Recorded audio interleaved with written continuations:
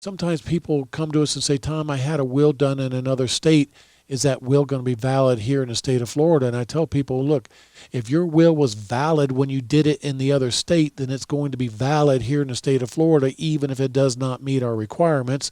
By the way, Florida has some pretty minimal requirements, and those are that it be in writing, that you've signed it, and there be at least two witnesses. Two witnesses. I don't know of any states out there that might have something less than that. You know, there's one or two states where you only need one witness. Okay. But there's typically you must sign in front of a witness or two witnesses. Okay. Well, Florida requires two witnesses.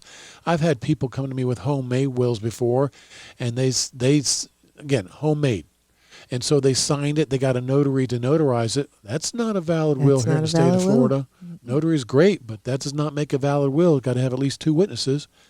But I tell them that will is probably valid, but when you do a will, remember that we do three other related documents.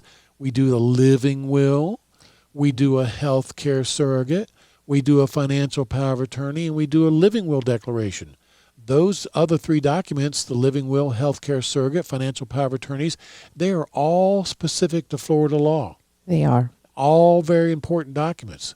And so even if your will from out of state was still valid, we probably still need to redo those other three related documents. Correct.